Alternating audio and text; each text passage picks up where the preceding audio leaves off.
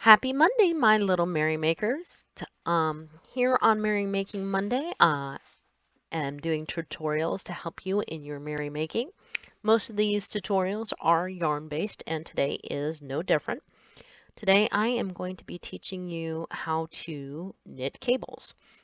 And I'm going to be teaching you how to knit cables both with and without an extra needle. So I'm hoping this will be beneficial not only to newbies, but those who may be more advanced. So today I am using Yarn Bee Icelandic Jewels. It is categorized as a bulky 5 yarn. The color is rose quartz. It calls for size 6.5 millimeter or 10.5 knitting needles, which is what I'm using today.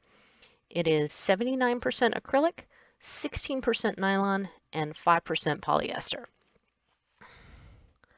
So, whether you're using a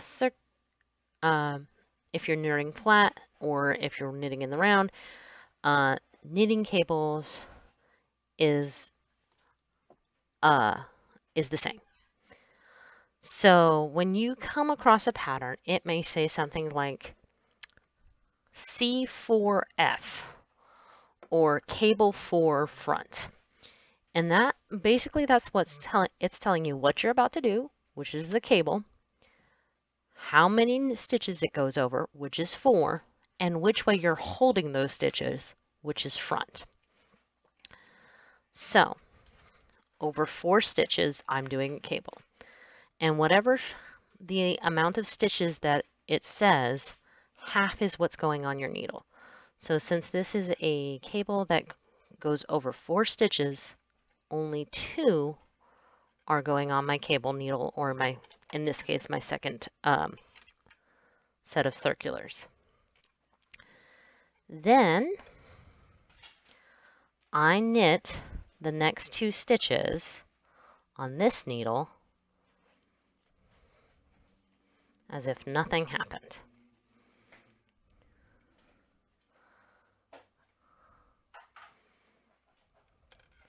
Then these stitches go back on the resting needle,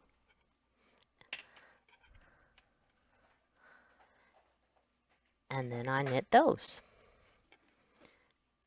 And by just simply holding it to the front like that, it creates that wonderful twist in the resulting fabric to make the cable.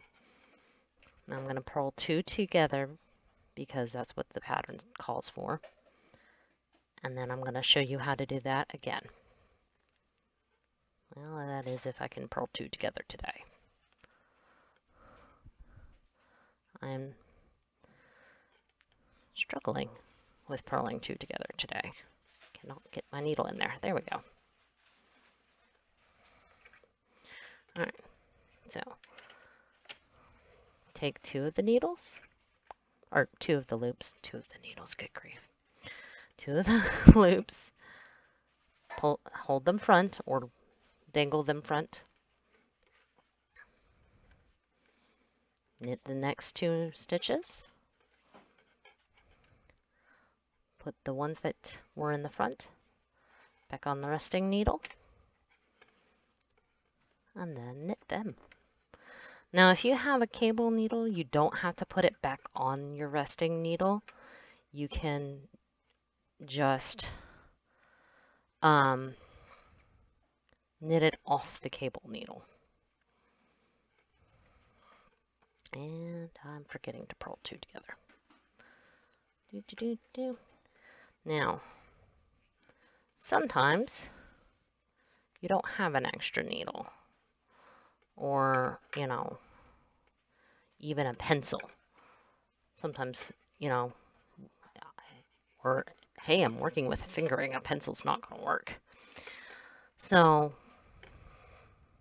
there are 2 methods that you can do to do a cable without a needle. One is you take them off and you just let them flop there,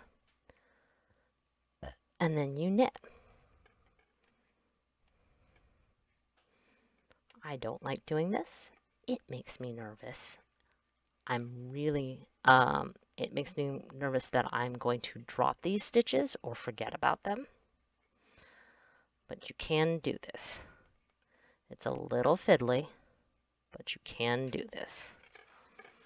And it's the same. Once you've dropped it forward, knit the back two, and then put it back on, and then knit the next two.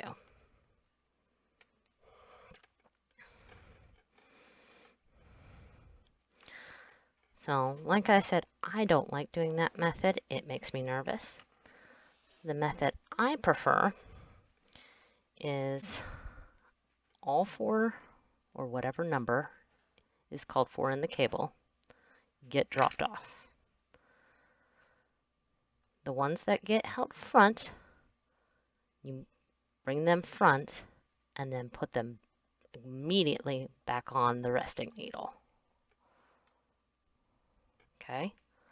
And then the ones that were in the back, or that were behind them, oh goodness, it's hard to see. There they are.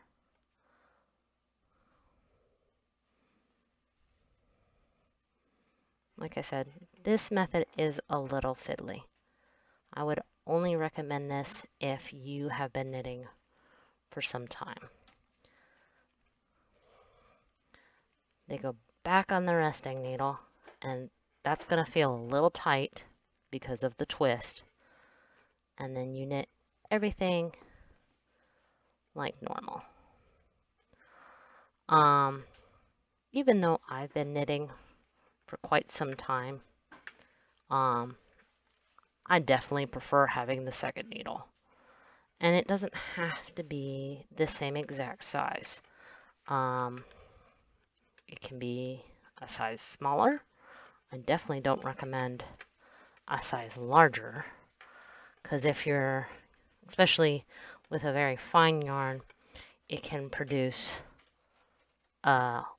unnecessary gappage. And when it comes to cables, you don't want gappage.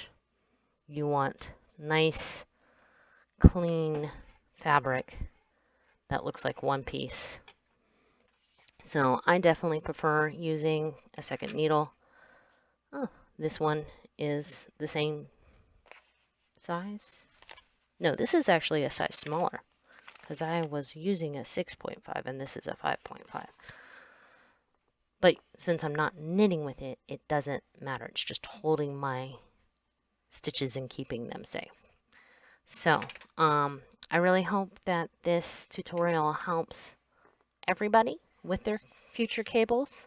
I'm actually going to be experimenting with cables later on this year, just not now.